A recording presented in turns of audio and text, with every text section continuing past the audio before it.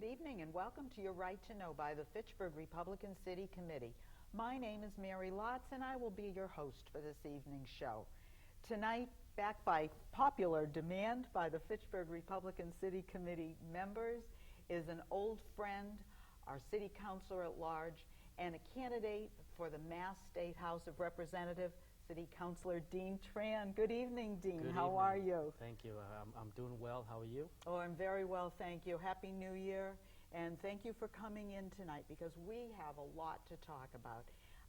As many of you viewers know, Dean has announced his candidacy for state representative in the state of Massachusetts, representing the 3rd Worcester District, which is all of the city of Fitchburg and one precinct, Precinct B, in the town of Lunenburg. Am I correct with that? Correct, yes. Now, I want to start from the beginning because you are now 2 months off of a wonderfully successful election, again, 10 years as City Councilor at large. Distinguished yourself because you were the highest vote getter in the City Council election. That must have made you feel wonderful. But after that, you decided what? You wanted to maybe run for a different office, or how did you evolve into this decision? Well, first of all, I'm very grateful to the voters who came out and voted me in office again. This will be my 6th term, and it showed that the voters really appreciate the accomplishments that I have made. I think it and does. The results that I have produced Yes. for them. And I appreciate that, and it showed at the polls. Why go on? You're successful. Obviously, you're well appreciated, respected. Why go on? Well, my wife and I had a discussion about the state representative position, which came vacant once the former state representative, Stephen Dinatale, got elected. Well, my wife and I discussed it during the year, and I made the decision to pursue the position after the municipal election. I did so because it came down to that I'm the only candidate with a successful record of accomplishments and results in both the public and private sectors. And I'm the only candidate with the background, experience, and knowledge to bring great things to this district. And those were the 2 reasons why I decided to run for the state representative position. I know we in Fitchburg, who have followed your career as a city councilor and watch you, we look at you as being sort of the hands on our wallets for the city of Fitchburg. You have always minded our pocketbooks and our taxpayers' money like if it was part of your own budget. You are respectful of what we give to the city and how it is spent. You don't throw it away. Why do you think, can you bring some of that to Boston? That fiscal responsibility to Boston when you go, I'm assuming you're going to be elected. So do you think you can help bring fiscal responsibility to Boston? Oh, absolutely, because there's a lot of wasteful spending happening up in Beacon Hill. And you need representatives up there to actually dissect and look at the budget and see where the cuts should be, so that way we don't rely on continually taxing the taxpayers in order to pay for those wasteful spending. As you look at this position that you're going for as state representative, you have a young family. Are you afraid that if you're elected to the new position, it would take time away from your new family? You're traveling to Boston every day. The demands are probably going to be great. Are you afraid of taking time away from a young family? Absolutely not. I wouldn't be doing this if I did not have the full support for my wife and my 4 children. Little children. They are completely supporting my candidacy, and actually they are the driving factor for me to do this because I want a better future for them. I want a better future for you, for me, and for everybody in this district. As you go, and I'm almost using the wrong tense here, when you are elected to state representative, what are some of the things that you feel your skill set can bring to the district, the Worcester 3rd District, Fitchburg, and part of Lunenburg? Well, the condition of this district can't hit rock bottom because I feel that we are at rock bottom already. My platform is pretty simple, and it's simple because it's coming from me. If I achieve my platform, it would drastically change the image of not only Fitchburg, but this whole district. My platform consists of economic development. I feel that we need to attract and bring more businesses to the city. I saw what Governor Baker has done with bringing GE to the Commonwealth. He has a great and successful private sector background that he used to do that. And I have a successful private sector experience as well. And I plan on doing the same thing for the district. We have a plentiful of office spaces. I think we need to attract businesses and occupy the workspaces, those office spaces. And I plan on supporting the Small Businesses Bill of Rights. Could you explain that? I know you spoke about it at one of the events I was at. I think for our viewers, because it's obvious, especially in a mill city like Fitchburg, a depressed city, and also a small town like Lunenburg that's very rural, is that small business is really the backbone of the economy. We like to think of big business as GE, but it's the small business man, small business woman, small business owner that really is the financial and viable backbone of our area. Could you talk about your Bill of Rights? Sure. You hit it on the nail, Mary, because small businesses is not only the backbone of the economy in the Commonwealth, but it is the backbone of the economy throughout the country. 85% of small businesses employ 19 employees or under. And we have a bill that was authored by Shauna O'Connell, and it's called Small Business Bill of Rights. There's 7 components to that Bill of Rights.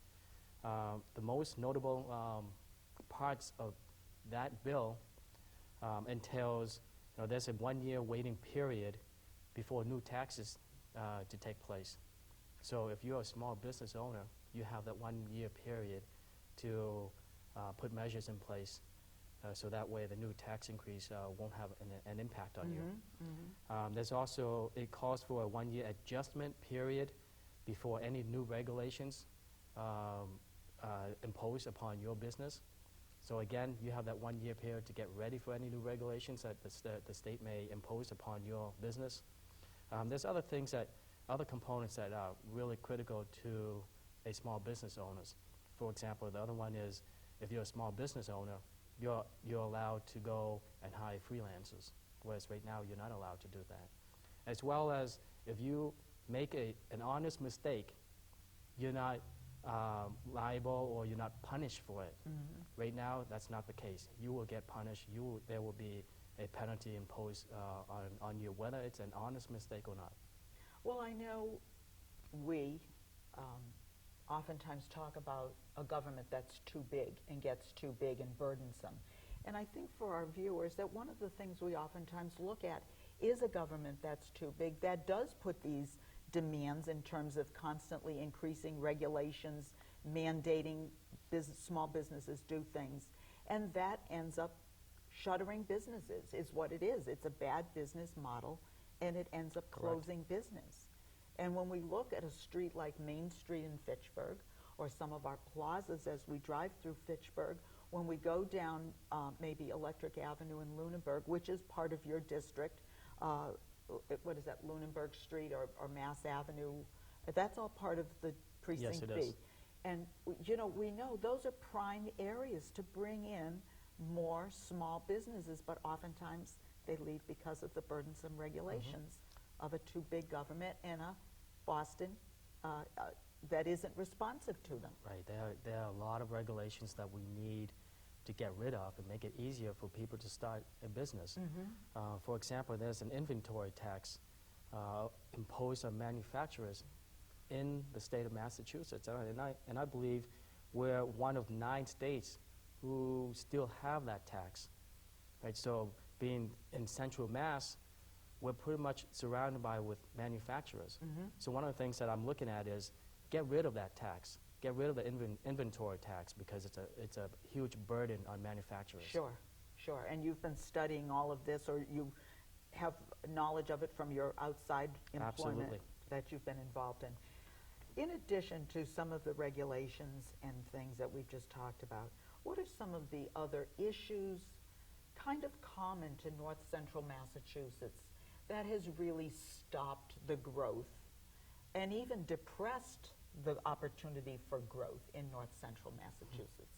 Well, a couple of other issues that I plan on pursuing as my platform is, and they tie into economic development as well, because economic development will require infrastructure improvements, and I'm looking to make sure that the roads and streets are safe, and bring in more infrastructure projects such as the one that we received for MassWorks on River Street. That was a $3.1 million funding that we received to do the infrastructure for River Street. MassWorks infrastructure program is extensive, and they have plenty of funding that you only need someone to be in Boston and pursue those funds and bring them back to the district. As part of the infrastructure improvements, I plan on advocating for an increase in the Chapter 90 funding.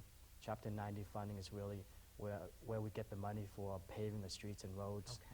You know, your cars deserve better because, you know, I receive many phone calls and complaints through emails and texts that, you know, people run over potholes and so forth. So we need more funding in that. And one of my goals on the state level is to look to see if we can increase highway access for this district. Because a lot of people don't realize that one major contributor to the bad roads we have is because they're congested. We don't have enough highway access, and we need to look into getting some of those.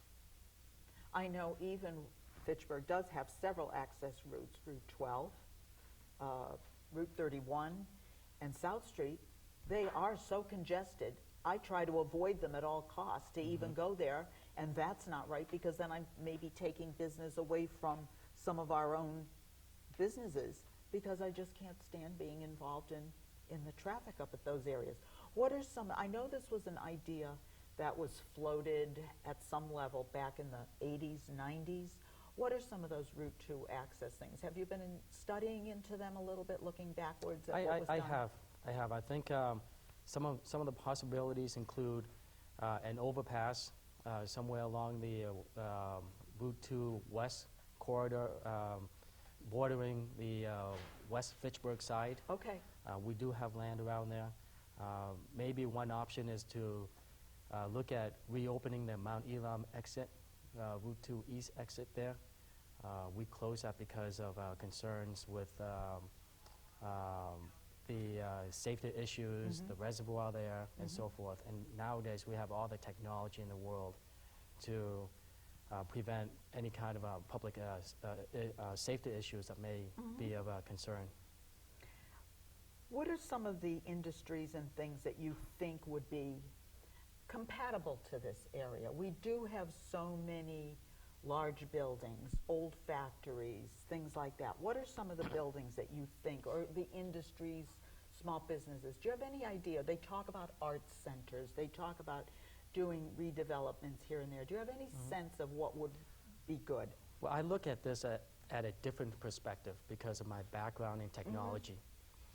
We have a lot of vacant buildings in this city. And most of the time we're just looking through a tunnel saying that we need commercial, we need to attract commercial, we need to bring in commercial business and fill these commercial spaces. But in actuality, we have a lot of office spaces, and we We can create jobs by bringing in new startups, new technology companies where they don't need a lot of overhead. Oh. All they need is office space, some wiring and technology, and they create high-paying jobs. That is my goal, to bring in businesses where they can occupy some of these vacant buildings as office space, creating jobs. And when you do so, you increase the median income. Once you increase the median income, which around this area is about $43,000 to $47,000, you increase the median income, that will create a new clientele. And when you have a new clientele, you will eventually attract commercial business. Sure, sure. As to be compatible with them and their needs. Fitchburg, Lunenburg, some of the same problems, utilities. High cost of utilities, Unitil. What can we do about Unitil? Or what do we have as an augment to Unitil? Well, in terms of infrastructure, we can't do much because Unitil owns it. Okay, And because they own that, they also own the distribution rights. okay. One way we can do is we can create a municipal owned electric, which is called a munis. Okay. And the last time the state passed one of those was back in 1926. Currently, there's only 41 communities that has a munis. And a munis provides reliability and also lower rates. And it's operated by the city. Unfortunately, many of the bills to create a new munis has been defeated. I believe we're at the 12th bill, and if I'm elected as the next state representative, I can guarantee you that I will continue to push that effort, which the former state Steve DiNatale has been doing, and I will create a larger coalition, so that way we would have the support to push it through the committee and onto the House. What about water sewer separation? Again, those rates have just gone, they're just becoming outrageous in Fitchburg. I don't know about Lunenburg too much about their rates. I saw where Governor Baker just signed over a loan for parts of Fitchburg. Did you see that? It was just announced in the paper today, something like $35 million for infrastructure, the water sewer projects. You know, one of the things that I appreciate about Governor Baker is that he's recognizing us in North Central Massachusetts. As someone who wants to go to Boston to represent North Central Mass, are you finding that also, that all of a sudden Boston, Beacon Hill finds that we're here? Well, Governor Baker is a great governor. You know him personally. He and I get along well. We know each other through acquaintance, and we have similar background. And I think if I'm elected as state representative, I can guarantee you that Governor Baker and I will work very well for this district. Unfortunately, prior to Governor Baker, we've been ignored for quite some time. So imagine now we have a governor who has put us on the map, and imagine if there's a state representative coming from this district who gets along well with the governor. Not only Governor Baker, but you have some other people that you've worked in or worked with because of your private sector business where you're currently employed. You have made many contacts in Boston. Am I correct on that? Some friends of yours?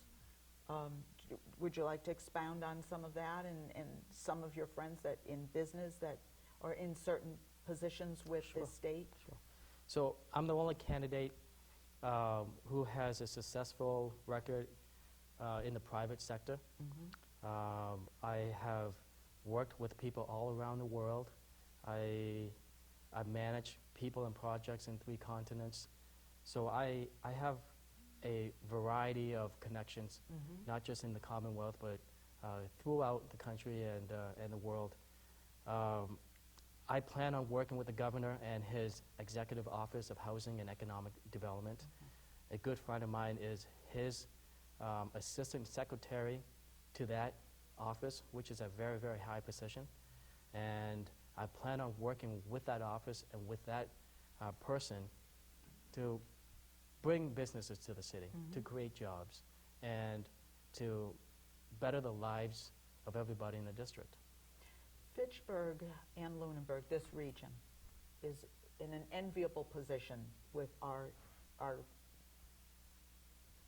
places of higher education. We've got Fitchburg State University, which has a wonderful reputation. We've got Mount Wachusett Community College in Gardner. We have Monty Tech, which is a wonderful school. Our own Fitchburg school systems and our Lunenburg school systems are excellent.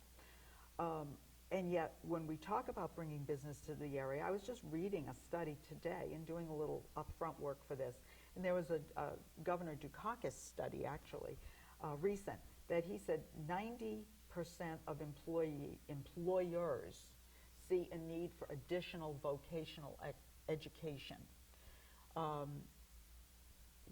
They're high. It's pretty high cost to fund vocational schools because the technology changes quickly. But Governor Baker, again, has just announced $75 million for vocational school enhancements, and some of that will come into this region because of a large waiting list for students who want to get into this vocational education. Now, when you go around and talk to people, do they talk about the need for more vocational education? Do they see the need when you've talked to different employers? Are there deficits in this area that they've been expressing to you that we need, that they want to see being brought in, such as in the educational workforce? Well, it's not just vocational, it's education itself. Okay. Okay, a big part of my platform, and it ties into economic development, because you can't have economic development with without an educated workforce. Sure. And you know, I will advocate for higher education. Right now, higher education is funded. There's an increase of 1.4% for higher education, and I believe that's not enough. We need to increase that percentage because we're bringing in revenue by the rate of 3.4 to 4.5%. So increasing higher education at 1.4% doesn't meet the criteria of supporting higher education. I will fight for an increase for the main and small scholarships. Those are real important for higher education. They really are. And for the next budget, I believe the main scholarship has been level funded, and that's not right. And nowadays, it costs so much for higher education. Students can't afford it, and with these scholarships, they do help. In terms of supporting education, I feel that locally, our school district is one of the best school districts in the Commonwealth. Matter of fact, we have the best superintendent in the Commonwealth right here in the city of Fitchburg. I believe that we do need more teachers. I plan on supporting an increase in funding for the Chapter 70, which is for education. I also plan on supporting, there's a bill there, a bill called the number's 412, which is to change some of the languages for the Chapter 70 funding. Right now, the formula is so archaic. It takes so many things into consideration. It's like Common Core. Nobody understands how it works. So that bill will change some of the languages. It will allow the net school spending to go below the foundation budget, the foundation amount. The foundation amount is dictated by the formula. So if your school cannot meet that foundation budget, then you have to rely on reductions, or you have to find other places where you can take the money from and pay for the net school spending amount. Dean, in talking to you tonight, it's obvious that you've done a lot of homework. Your own background in private industry and on the City Council has given you a vast experience, and I really thank you for coming in and joining us tonight. But right now, what I'd like you to do is look at that camera and tell our viewers and our voters exactly why you are the best candidate for state representative and why they should vote for you. Well, thank you, Mary. Thank you for having me tonight. And thank you to everyone at home for watching and listening. My name is Dean Tran. I'm 40 years old. I've been calling this district my home for the past 30 years. I'm the only candidate who went through the public school system and then went on to Brandeis University. I could work and live and invest anywhere in the world, but I decided to come back to this district and invest and raise a family. 20 years later, I'm married. I have 4 kids, one in high school, middle school, elementary school, and preschool. The only candidate with kids in the school system. I served on the Cable Oversight Committee. I served also as a trustee to the Wallace Civic Center and the Planning Board.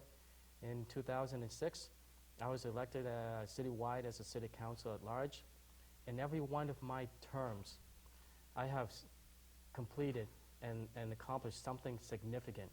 Everything from protecting children from sex offenders, landlord registration ordinance, advocating reducing property taxes, and initiating economic development discussion and effort. This is a very important election. I'm the only candidate with a successful record of accomplishments and results in the public and private sectors. I'm the only candidate with the background, knowledge, and experience to bring economic development to the district, create jobs, increase the median income, improve public safety, and better our schools. As a city council at large, what I said, I did it. I've done it all. Now you've heard what I want to do as your next state representative. If you want a better future for you, your families, I'm your candidate. I need your vote on March 1st. Thank you. Dean, thank you so much. That was really so impressive. And I think now, I know now, why the Fitchburg Republican City Committee wholeheartedly supports you. You have my vote, you have the vote of many, many people I know. And thank you again for coming in tonight. This was a wonderful opportunity for you to share with our viewers what you intend to do, what you have done, and why they should vote for you and feel comfortable and happy about doing so. So thank you very much. Thank you, Mary. For coming in. And we thank you for watching Your Right to Know and sitting in here tonight with the FRCC. As we leave you, we want you to remember that your local city and town Republican Committee is the grassroots organization that supports and holds dear your liberty, your constitutional rights, and your conservative values. Why? We encourage you to join us because to us, the GOP stands for growth, opportunity, and prosperity for all people, and I think we've heard a good example of that tonight speaking with Dean Tran, and because we always stand for freedom. Thank you and good night. America, we stand for freedom, so let us all unite to yearn and strive for our republic that reflects our values, that preserves our rights, and goes forth in power and might, that reflects our values and preserves our rights, and goes forth in power and might.